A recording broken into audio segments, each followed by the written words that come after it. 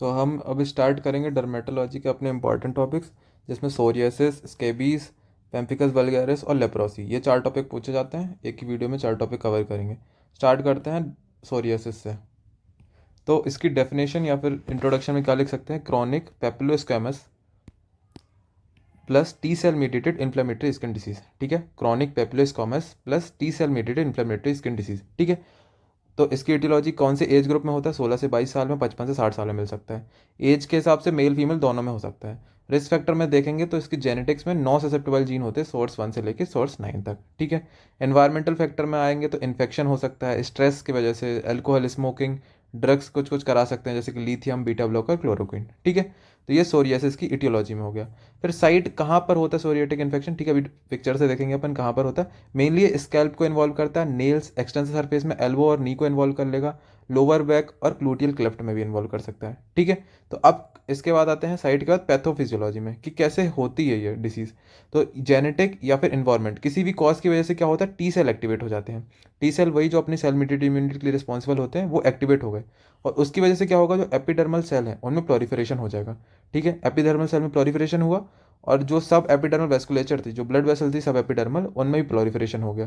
तो इस वजह से क्या होगा? बहुत सारे इन्फ्लामेटरी सेल्स हैं वो एपिथेलियम में आ जाएंगे, और उसकी वजह से क्या हो जाएगा? सोरियाटिक प्लेग का फॉर्मेशन हो जाएगा। फिर से देखते एक बार क्या होगा। जेनेटिक और एनवायरमेंटल कॉज की वजह से टी सेल एक्टिवेशन हुए, एपिडर्मल सेल का प्लोरीफरेशन हुआ, वेस्कुलेचर का फॉर्मुलेशन प्लोरीफरेशन हुआ, और उसकी वजह से जितने भी इन्फ्लामेटरी सेल हैं वो आ जाएंगे, और उसकी वजह वही जो है प्लेग का फॉर्मेशन करा देंगे। ठीक है, अभी प्लेग का डायग्राम देखेंगे कैसा होता है। उसके बाद है क्लिनिकल फीचर। क्लिनिकल फीचर में अपन को मिलेगा सोरियाटिक प्लेग, जो कि वेल डिफाइंड लाल कलर का होगा, इसके मार्जिन उठे हुए रहेंगे, रेस्ट मार्जिन 1 सेंटीमीटर से ज़्यादा डायमीटर रहेगा, और सिल्वरी स्केल में। ठीक है, डायग्राम दिखाता हूँ। ये रहा डायग्राम, इसमें देख सकते हैं कि सिल्वरी स्केल, 1 सेंटीमीटर से ज़्यादा इसका डायमीटर है, और इसके मार्जिन रेस्ट है। ठीक है, तो सबसे पहला क्लिनिकल फीचर क्या मिला? Psoriatic plague. फिर दूसरा था, ये नेल्स को इन्वॉल्व करता है, तो उसमें क्या कराएगा? पिटिंग, थिकनिंग कराएगा। डिजिटल सेपरेशन ऑफ नेल होगा, तो उसको क्या बोलते हैं? ऑनकोलाइसिस। ठीक है, नेल बेड से नेल का सेपरेशन हो जाएगा, तो उसको बोलते हैं ऑनकोलाइसिस। और येलोइश ब्राउन डिस्कलरेशन देख सकते हैं नेल प्लेट के अंडर में, तो उसको बोलते हैं अपन oil droplet sign, oil drop sign. तो येलोइश ब्राउन डिस्कलरेशन मिलेगा। और आखिरी में सोरियाटिक आर्थ्रोपैथी, जॉइंट्स को भी इन्वॉल्व कर सकता है। तो क्लिनिकल फीचर में क्या? सबसे पहले सोरियाटिक प्लेग, नेल्स को इन्वॉल्व कर लिया, और आखिरी में आर्थ्रोपैथी। तो ये थे अपने क्लिनिकल फीचर। फिर अगले 2 साइन मिलते हैं इसमें। एक तो होता है ग्रेटेस्ट साइन। ग्रेटेस्ट साइन मतलब जब जो लीजन होता है अपन उसको ग्लास स्लाइड से स्क्रैप करते हैं, तो अपन को सिल्वरी स्केल्स मिलेंगे उसमें। तो ये हो गया ग्रेटेस्ट साइन, ग्रेटेस्ट साइन। फिर दूसरा होता है ऑस्पिस साइन। जब अपन कंटिन्यूसली इस लीजन को स्क्रैप करते रहेंगे, स्क्रैप करते रहेंगे, स्क्रैप करते रहेंगे, तो अपन को क्या मिलेगी? एक बर्कीज मेम्ब्रेन मिलेगी। ठीक है, बर्कलीज मेम्ब्रेन मिलेगी। उस मेम्ब्रेन को अगर रिमूव करेंगे तो नीचे छोटे छोटे पिन पॉइंट अपन को ब्लीडिंग पॉइंट मिलेंगे। तो जब वो ब्लीडिंग पॉइंट मिलते हैं तो उस साइन को क्या बोलते हैं? ऑस्पिस साइन। तो अपन को 2 साइन मिले, ग्रेटेस्ट साइन और ऑस्पिस साइन। फिर नेक्स्ट आते हैं टाइप्स ऑफ सोरियासिस। तो 4-5 प्रकार के सोरियासिस होते हैं। सबसे पहले plague psoriasis, guttate psoriasis, inverse psoriasis, pustular psoriasis और इरिथोडर्मिक सोरियासिस। इसको डायग्राम में देखते हैं। सबसे पहले प्लेग सोरियासिस, जो कि मोस्ट कॉमन होते हैं। गटेट सोरियासिस में स्मॉल रेनड्रॉप लीजन देखेंगे, ये देखो स्मॉल रेनड्रॉप। पुस्टुलर में पस पॉइंट्स देखेंगे, इन्वर्स में ऐसे कट सा दिखता है। ठीक है, तो ये सोरियासिस के टाइप्स हो गए। फिर नेक्स्ट आता है इसका इन्वेस्टिगेशन। तो मेनली जो सोरियासिस है उसका जो डायग्नोसिस होता है वो क्लिनिकल डायग्नोसिस होता है, और बायोप्सी रेयर केसेस में करते हैं। मैनेजमेंट अपन सबसे पहले कहाँ से चालू करेंगे? Topical treatment. तो उसमें क्या करेंगे? जो स्किन है वो एकदम ड्राई हो जाती है तो मॉइस्चराइजर लगाएंगे। टॉपिकल स्टेरॉइड में बीटामेथासोन दे सकते हैं, सैलिसिलिक एसिड, विटामिन में रेटिनॉल, कैल्सीट्रायल दे सकते हैं। अब नेक्स्ट आता है फोटोथेरेपी। इसमें बोलते हैं सनलाइट एक्सपोजर को कम करने को बोलते हैं, और यूवीबी से अपन फोटोथेरेपी देते हैं। ठीक है, एक तो सनलाइट एक्सपोजर को बोलते हैं कि कम रखे, और यूवीबी रेडिएशन से अपन उसको फोटोथेरेपी देते हैं। नेक्स्ट आता है सिस्टमिक ड्रग्स में। सिस्टमिक ड्रग में मीथोट्रेक्सेट, एसिट्रेटिन और साइक्लोस्पोरिन। ठीक है, मेथोट्रेक्सेट, साइक्लोस्पोरिन याद कर लेना। फिर नेक्स्ट आता है बायोलॉजिकल्स पे। तो इफ्लिक्सिजुमैब और इन्फिक्सिजुमैब। ठीक है, तो ये 2 ड्रग्स हैं, ये अपन यूज़ कर सकते हैं। तो ये हो गया ट्रीटमेंट सोरियासिस का। ठीक है, अब अपना नेक्स्ट टॉपिक आता है स्केबीज, जो कि 2 नंबर में आ सकता है। सबसे पहले इंटेंसली ईची रेस्ट मिलेगा अपन को स्केबीज में। ठीक है, और ऑर्गेनिज्म कौन सा रिस्पॉन्सिबल रहता है? सार्कोप्टिस स्केबी। ठीक है, ये जो ऑर्गेनिज्म है वो रिस्पॉन्सिबल रहेगा। फिर मोड ऑफ ट्रांसमिशन क्या है स्केबीज का? एक तो पर्सन टू पर्सन कॉन्टैक्ट की वजह से हो सकता है, और कॉन्टेमिनेटेड क्लोथ की वजह से हो सकता है। ठीक है, तो अपन ने क्या देखा? सबसे पहले सार्कोप्टिस स्केबी ऑर्गेनिज्म की वजह से हो रहा है, और मोड ऑफ ट्रांसमिशन है पर्सन टू पर्सन कॉन्टैक्ट और कॉन्टेमिनेटेड क्लोथ। फिर नेक्स्ट आता है क्लिनिकल फीचर क्या मिलेंगे अपन को इसके बीच में। तो एक तो क्या मिलेगा? ईची रेड पेप्यूल्स मिलेंगे अपन को। कहाँ मिलते हैं ये? मेनली जो इसकी साइट होती है इसके बीच की web space of the finger, palm and soles and axilla and groin, इन सब जगह पे मिल सकता है। ईची रेड पेप्यूल्स मिले, अगला क्या मिलेगा, ईचिंग, खुजली होगी। नेक्स्ट जनरलाइज रेस्ट मिल सकते हैं, जो खुजली है वो रात में वर्ष हो जाएगी, और जनरलाइज रेस्ट मिलेंगे जो कि एलर्जिक रिएक्शन की वजह से हुए हैं, ठीक है। फिर एक क्या मिल सकता है, ईची नोड्यूल्स। तो क्या क्या मिले, itchy red papules, itching, generalize rest और नोड्यूल, ठीक है। पेप्यूल, नोड्यूल, रेस्ट, तीनों चीज़ें मिल गई। फिर साइन में क्या मिलेगा, प्रेजेंस ऑफ लीनियर और कर्व्ड बरोज, ठीक है। अभी दिखाता हूँ, ये कर्व्ड बरोज बना लेते हैं यहाँ पर ये। तो यहाँ पर जो माइट्स हैं वो कर्व्ड बरोज बना लेते हैं, तो अपन को हाथ में ऐसे दिखेंगे, ठीक है। तो साइंस में क्या दिखेगा, अपन को लीनियर और कर्व्ड बरोज दिखेंगी। डायग्नोसिस मेनली अपन क्लिनिकल डायग्नोसिस रहता है इसमें, आइडेंटिफाइंग द स्केबेटिक बरो। तो ये अपन ने लीनियर और कर्व्ड बरो देखे तो वो अपन को दिख जाएंगे, ठीक है। और इसमें माइट्स भी दिख सकते हैं कभी कभी। फिर डर्मोस्कोपी की मदद से अपन उसका जो माइट का हेड है वो अपन देख सकते हैं, और अपन को हेड अगर विजुलाइज हुआ तो अपन उसको बोलते हैं डेल्टा विंग साइन, ठीक है। डायग्राम में देखेंगे तो ये देखो यहाँ पर डेल्टा विंग साइन, तो यहाँ जो दिख रहा है वो डेल्टा हेड साइन हो जाएगा, ठीक है, डेल्टा विंग साइन। फिर मैनेजमेंट में सबसे पहले टॉपिकल स्केबिसिडीज दे देंगे अपन। तो जो पूरी स्किन में अपन को लगाना है, नेक के नीचे जितनी भी स्किन है सब जगह लगाना है। वंस पर वीक लगाते हैं 4 वीक तक। कौन कौन सी ड्रग है, precipitated sulphur, benzyl benzoate, lindane, malathion, ठीक है। मेलाथियोन, बेंजाइल बेंजोएट सुना होगा, तो ये दोनों ड्रग। ओरल आइवरमेक्टिन जो कि 200 माइक्रोग्राम पर केजी 2 डोज देना है, ठीक है। तो कौन सी ड्रग है, ओरल आइवरमेक्टिन, 2 डोजेस देनी है, 200 माइक्रोग्राम, ठीक है। तो इसके भी इसका ट्रीटमेंट, एक तो टॉपिकल स्किपसिडीज दे दी, ये जो अपन को टॉपिकली नेक के नीचे लगानी है, बेंजाइल बेंजोएट, मेलाथियोन, लिंडेन ये लगानी है, और ओरल आइवरमेक्टिन जो है वो अपन को 2 डोजेस देनी है, ठीक है। तो ये डायग्राम है, इससे समझ में आ जाएगा थोड़ा। बाकी इसके भी इसमें 2 नंबर के लिए इतना इनफ है। अब हमारा नेक्स्ट टॉपिक है पेम्फिगस वल्गेरिस, जो कि इंपॉर्टेंट है, ये भी 5 नंबर में आ सकता है। फेटल म्यूकोक्यूटिनस ब्लिस्टरिंग होती है, ठीक है। तो इसको क्या नाम है, दूसरा डिसीज़ का नाम क्या है, फेटल म्यूकोक्यूटिनस ब्लिस्टरिंग डिसीज़, ठीक है। फिर इसकी एटियोलॉजी है, एज 40 से 60 साल में मिलेगा, मेल और फीमेल में बराबर है। और एक ही ऑटो इम्यून डिसऑर्डर है, इसके खिलाफ एंटीबॉडी बनेगी स्किन के खिलाफ, जो कि एक्ट करेगी स्किन पे। तो अब आते पैथोजेनेसिस होता क्या है, ये है केरेटोसाइट्स, ठीक है। केरेटोसाइट्स इनको जोड़ के कौन रखता है, डेस्मोसोम, ठीक है। ये टारगेट प्रोटीन है, या फिर ये जो प्रोटीन है आपस में जोड़ के रखता है, अपन ने पढ़ा था सेल जंक्शन बना के रखता है डेस्मोसोम, ठीक है। ऑटोइम्यून एंटीबॉडीज़ क्या करेंगी, इस डेस्मोसोम को तोड़ देंगी। तो ये जो एकेंथोसाइट्स हैं जो आपस में जुड़े हुए थे वो क्या हो जाएंगे, अलग अलग हो जाएंगे। तो इस प्रोसेस को क्या बोलते हैं, एकेंथोलाइसिस, ठीक है। तो पैथोजेनेसिस समझ में आई कि केरेटोसाइट्स थे अपने स्किन के ऊपर, वो आपस में जुड़े हुए थे किससे, डेस्मोसोम से, उसके खिलाफ एंटीबॉडी बनी, डेस्मोसोम अलग हुए तो एकेंथोलाइसिस हो गए, ये अलग अलग हो गए, ठीक है। फिर कुछ कभी कभी क्या हो सकता है, ये ड्रग इंड्यूस्ड भी हो सकती है प्रोसेस, सल्फोनामाइड पेनिसिलिन है, इसकी वजह से भी ये एकेंथोलाइसिस हो सकता है, ठीक है। मोस्ट कॉमन साइट क्या कौन सी होती है, सुप्राबेसिलर होती है, ठीक है। तो सुप्राबेसिलर साइट होगी, अगर यहाँ पर एकेंथोलाइसिस हुआ तो क्या हो जाएगा, सुप्राबेसिलर ब्लिस्टर फॉर्मेशन हो जाएगा, ठीक है। फिर नेक्स्ट आता है क्या क्लिनिकल फीचर मिलेगा अपन को पेम्फिगस वल्गेरिस में। ओरल कैविटी जो है मोस्ट कॉमन साइट है, वहाँ पर क्या देखेंगे अपन को, फ्रेजाइल फ्लैसिड ब्लिस्टर मिलेंगे, जो कि अगर रप्चर होंगे तो क्या हो जाएगा, म्यूकस मेम्ब्रेन में एरोजन हो जाएगा। तो देखो ओरल कैविटी में जब ब्लिस्टर दिखते हैं तो ऐसे दिखते हैं, ठीक है। फिर नेक्स्ट आता है अपना स्किन लीजन। तो स्किन लीजन कैसे होंगे, नॉन ईची फ्लैसिड ब्लिस्टर रहेंगे, वो भी रप्चर होंगे तो अपन को क्या मिलेगा, पेनफुल इरिथमेटस लीजन मिलेगा, ठीक है। तो रप्चर क्यों हो रहा है, क्योंकि एकेंथोलाइसिस हो गया है, जो आपस में जोड़ के नहीं रख पा रहा है, इसलिए बार बार लाइसिस हो रहा है, ठीक है। तो इसलिए माउथ में भी फ्रेजाइल फ्लैसिड ब्लिस्टर थे जो कि रप्चर हो रहे थे, स्किन में भी जो नॉन ईची फ्लैसिड ब्लिस्टर थे वो भी रप्चर हो रहा था।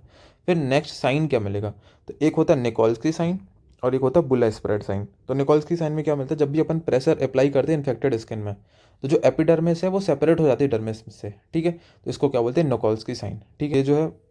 तो नेक्स्ट बुल्ला स्प्रेड साइन, जब भी अपन इस बुल्ले में प्रेशर अप्लाई करते हैं तो ये जो बुल्ला है वो अपने जगह से खिसक जाता है, डिस्प्लेस हो जाता है, तो इसमें इरेगुलर एंगुलेटेड बॉर्डर मिलेंगे अपन को। तो ये था बुल्ला स्प्रेड साइन। फिर आता है इन्वेस्टिगेशन। इन्वेस्टिगेशन में अपन करेंगे स्किन बायोप्सी, ठीक है। टीजिंग स्मेयर प्रिपेयर करते हैं, इसमें अपन को क्या देखेंगे, राउंड एकेंथोलाइटिक सेल्स देखेंगे, ठीक है, जो फ्री रह जाएंगे क्योंकि इनमें डेस्मोसोम है वो टूट चुका है। और हिस्टोपैथोलॉजी करेंगे तो इसमें क्या सुप्राबेसिलर स्प्लिट मिलेगा, रो ऑफ टॉमस्टोन अपीयरेंस मिलेंगे अपन को, ऐसा जमे हुए रहेंगे ऐसे टॉमस्टोन, ठीक है।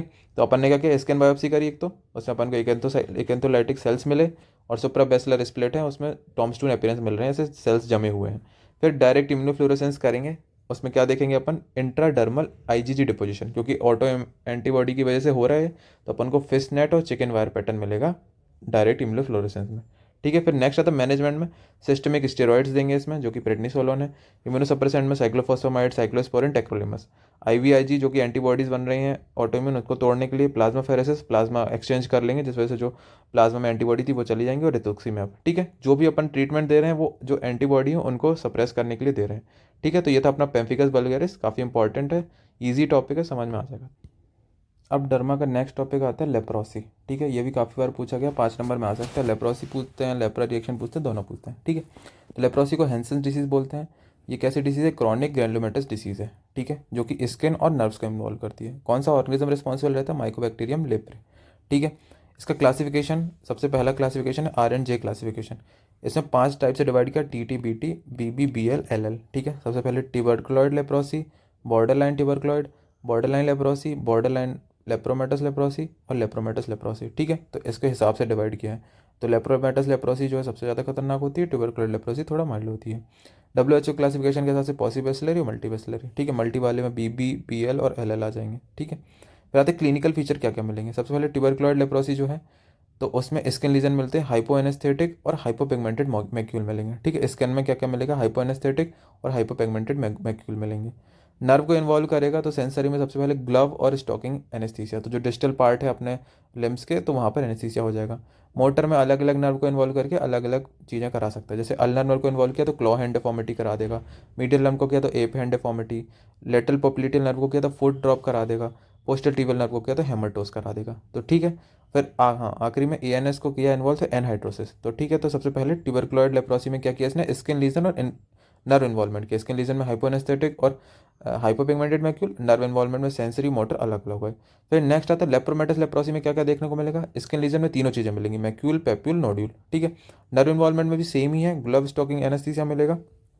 और यहाँ पर मोनोन्यूराइटिस मल्टी कॉम्प्लेक्स मिल सकता है, मतलब एक कोई नर्व को इन्वॉल्व करके उसके मैनिफेस्टेशन करा देगा। ठीक है, तो ये मिला था अपन को स्किन और नर्व। फिर ये लेप्रोमेटस लेप्रोसी थोड़ा ज़्यादा खतरनाक होता है, तो अपन को बाकी फीचर्स ही मिलेंगे। जैसे फेस में लियोनिन फेसिस मिल जाती, उसकी जो नोज़ है पूरी डिजनरेट हो जाती है, तो ऐसे जो लॉइन जैसा फेस उसका हो जाता है। नोज़ में एनोस्मिया, नीजल स्टिफनेस मिलेगी अपन को।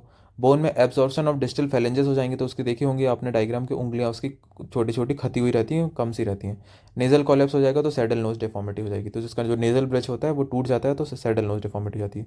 फेस में लियोनिन फेसिस, नोज़ में एनोस्मिया, नेजल स्टिफनेस, बोन में डिस्टल फेलेंजेस पूरी उसकी एब्जॉर्ब हो जाएंगी, नेजल कॉलेप्स हो जाएगा तो सैडल नोज डिफॉर्मिटी। फिर नेक्स्ट आता है लेप्रा रिएक्शन में क्या मिलता है।